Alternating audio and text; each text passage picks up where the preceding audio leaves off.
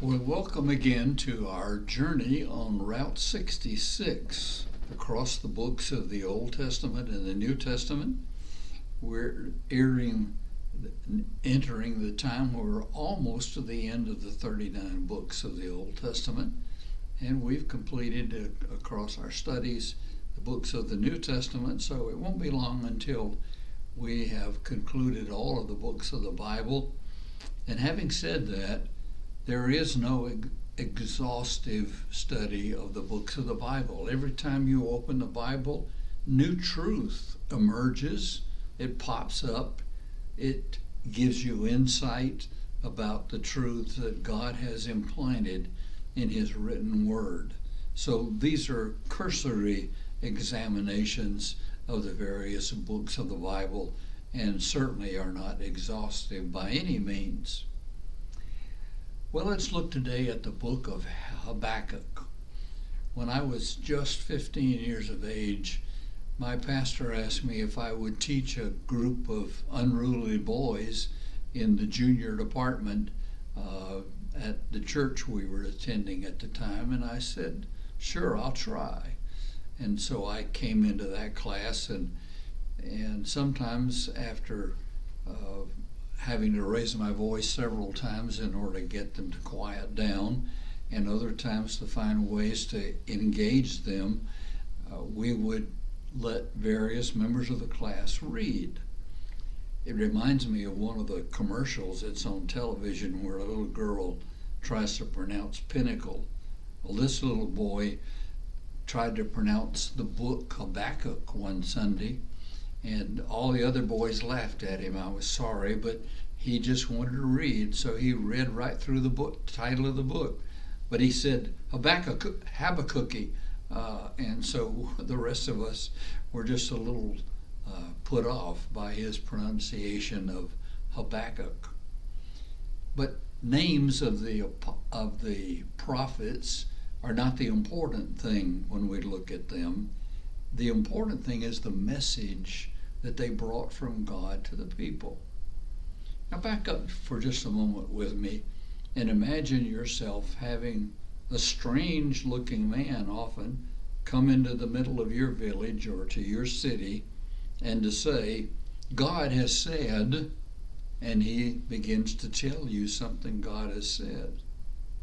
Well, if you're used to hearing the voice of a prophet, you'd say, okay, listen up. But sometimes the people would say, he doesn't know what he's talking about. He's crazy. Or they would say, look how funny he's dressed. He looks like somebody that we don't want to associate with at all. Well, Habakkuk seemed to be that kind of a person. Without the tears, he was more like Jeremiah as a prophet. But he was also like Job in that he argued with God. So when God says to Habakkuk, I want you to proclaim the fact that Israel is going to be punished for its evil deeds, Habakkuk backs up and says, wait a minute, God, you're going to bring the Babylonians, the terrible nation that's a lot worse than we are, to punish us? And God says to Habakkuk, what I choose to do in the way of punishment is up to me, Habakkuk. It's not up to you. Have you ever had an experience like that when you decided this is what God should do? Because if God doesn't do this, he's not fair. God isn't in the fairness business. He's in the justice business. And so Habakkuk is caught up in this argument with God in the early chapters of the book, the first and second chapter of the prophecy of Habakkuk. He says, God, you can't do that. And God says, wait a minute, Habakkuk. I can do whatever I want to do, and I will. So you listen to the words of the prophet, and you realize that he's stuck at this point of argument with God for a moment. It says, the burden which Habakkuk the prophet did see, O Lord, how long shall I cry?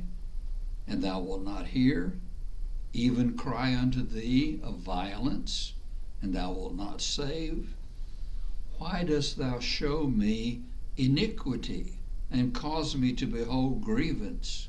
For spoiling and violence are before me. There are that raise up strife and contention. Therefore the law is slacked, and the judgment doth never go forth.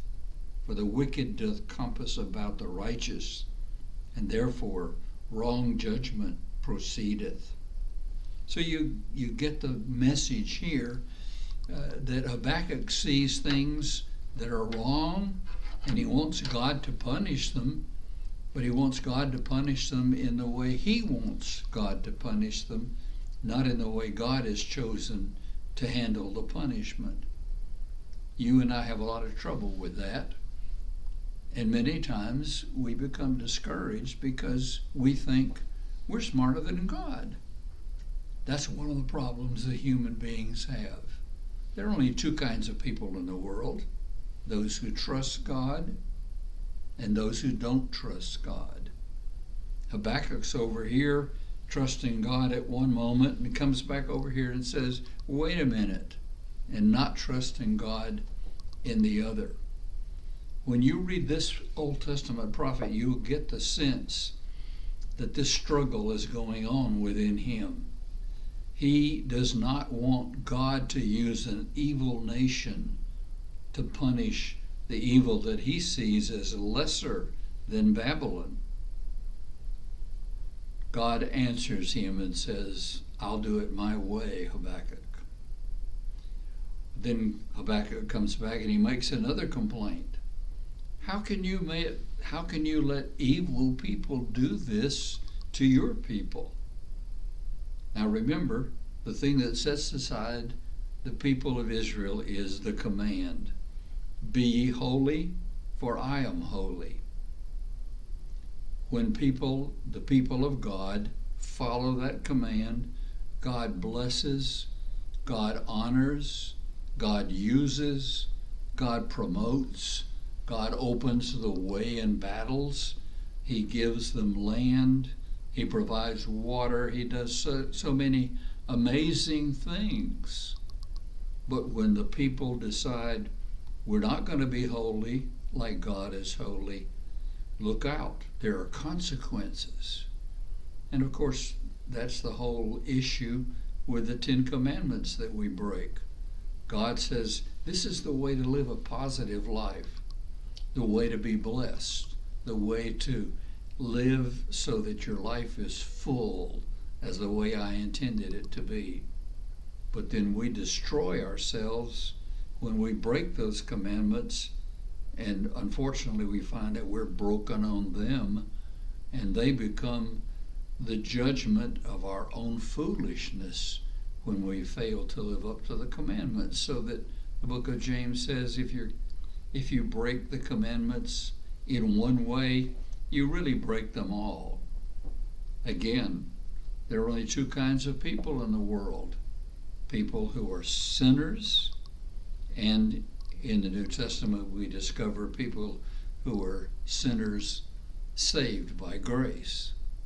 Habakkuk has this struggle going on in his prophecy. And so we look at his emotional debate, and we see the kinds of things that God is revealing to him, and the kinds of things that make issues for Habakkuk. And finally, Habakkuk decides, I'm going to quit accusing God of something, and instead he decides to confess his faith and to trust God. And here's the final section of his book when it says in verse 14 of chapter 3, sing, O daughter of Zion, shout, O Israel, be glad and rejoice with all the heart, O daughter of Jerusalem. The Lord has taken away thy judgments. He has cast out thine enemy. The King of Israel, even the Lord, is in the midst of thee, and thou shalt not see evil any more. For in that day it shall be said to Jerusalem, Fear thou not, and to Zion, let thine hands be slack. Listen to the promise of this word. The Lord thy God is in the midst of thee. He's mighty. He will save. He will rejoice over thee with joy. He will rest in his love. He will joy over thee with singing. I'm so happy that I discovered that verse some time ago, because it reminded me of so many times when I was just a little boy and my mother would come in and sing a lullaby over the cradle. And to look at God's word and hear that God joys over us with singing is to be reminded of the kind of love that is intimate, that is holy, that is perfect when God cares about us. And the New Testament says, perfect love casts out fear. If you haven't discovered the book of Habakkuk, I invite you to read that book and to share as you experience God's love as he sings over you his truth. May it be a blessing in your life today.